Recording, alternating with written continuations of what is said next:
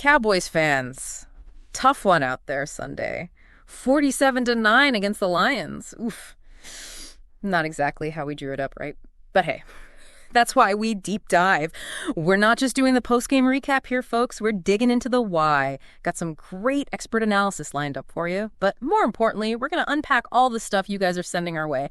Because let's be honest, you're probably as baffled by this one as we are. I think the thing that jumps out immediately is just how total this loss was. I mean, this wasn't a couple of misplays here or there. This was a complete system failure for the Cowboys and the Lions. They were just clicking on every single cylinder. And nowhere was that system failure more obvious than on offense, right? 251 total yards for the Cowboys. I mean, you could barely get the milk from the fridge to the counter in that distance. The Lions, they nearly doubled them, 492.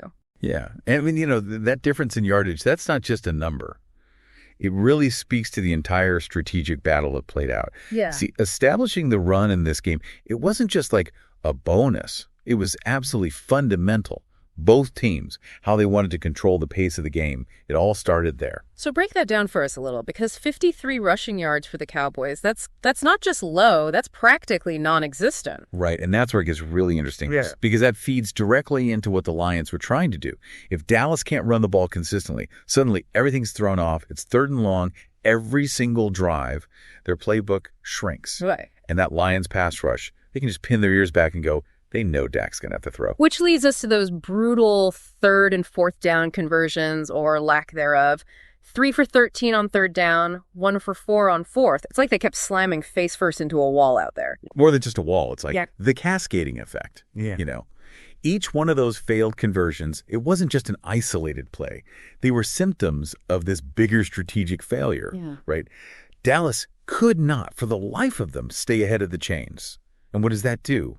Puts an insane amount of pressure on Dak Prescott. Speaking of pressure, we got to talk about Dak's performance. 3 interceptions. That's not the Dak we're used to seeing. Not even close. Nope. And look, some folks are going to point the finger at the O-line. Yeah. And yeah, Dak was sacked 4 times. That's not nothing. But when you really watch the film, there's something else at play here. He was holding onto the ball for way, way too long, almost hesitant. So are we saying this is a Dak problem, O-line problem, some unholy combination of the two? Yeah. Because I'm seeing articles blaming everyone down to the water boy here. I think, honestly, it's more nuanced than just pointing fingers. Like it or not, football is a team sport. And the quarterback, even a talent like Dak, he's reliant on the guys around him. Were there protection breakdowns? Oh, absolutely. But there were also missed reads, dropped passes, this feeling of, I don't know, just general confusion on the Cowboys' offense. It makes you think there's some deeper issues going on there. It's like that whole offense, they just wandered into quicksand out there, and every time they tried to move, they just, sunk a little deeper. Oof, yeah. That's a powerful image. And it really gets at the mental side of a game like this too, right? Once a team starts doubting themselves, those mistakes, they snowball fast. And that's kind of what we saw with the Cowboys, I think. Yeah, and look, it's easy to focus on everything going wrong for Dallas here. But we got to give credit where credit is due, right? The Lions, they didn't just benefit from the Cowboys' collapse, they dominated. No question. And they came in with a plan, you could tell. Oh. And they executed it perfectly. Jared Goff, 308 yards, 3 touchdowns. He really showed what he can do when he's in his element, making smart decisions under pressure, extending plays. And it wasn't just Goff either. David Montgomery, it's like he was possessed back there, ran for 80 yards, 2 touchdowns. The Cowboys D, they had absolutely no answer for him. Right. Montgomery's performance, I think, speaks volumes about this commitment to a balanced attack from the Lions.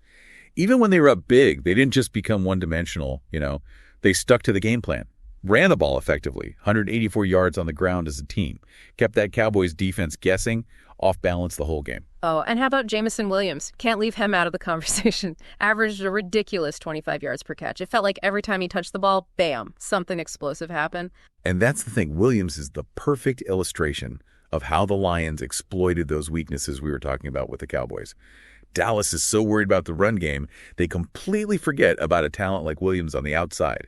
His speed, his route running, it was just too much for that Cowboys secondary. They couldn't handle it. It's like they were playing chess, but the Lions were always like 5 moves ahead. They did their homework, man, came prepared, ready to take advantage of every single mismatch. 100%. This wasn't just about individual players having good games. This was coaching. This was strategy. This was execution. Plain and simple. The Lions, they were the more disciplined team out there. Right. and they made the Cowboys pay for every mistake, every hesitation. And speaking of mistakes, can we talk about that second quarter for a sec? Brutal. 20 unanswered points from the Lions. It was like watching a dam break. Oh, yeah, that was the turning point for sure.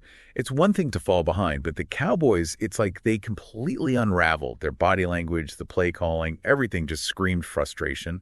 Yeah, like they were desperately flipping through the playbook, but nothing was making sense anymore. And the Lions, on the other side, they're hitting their stride, man. They can smell it. Right. And that's what separates the good teams from the great ones, you know. They could have let up, taken their foot off the gas, run out the clock, but they didn't. They kept the pressure on, and the Cowboys just had zero answers. So we've talked about the offensive struggles, the defensive mismatches, but for all the folks listening at home who maybe haven't had a chance to fire up the game tape themselves, what were some of the key plays, those real aha moments that really illustrate how this game got away from the Cowboys? You know, there's one that sticks out in my mind. It's early in the second quarter. Lions are already up 10-3. They come out in this, like, really run-heavy formation, right? But then Goff fakes the handoff, rolls out, finds Hawkinson wide open in the end zone for the touchdown. Okay, so unpack that for us. Why is that play so significant? What'd you see there? Well, it kind of sums up the whole game, honestly. The Lions, they used the Cowboys' expectations against them. Dallas was so fixated on stopping the run, they completely forgot about Hawkinson. And he made him pay.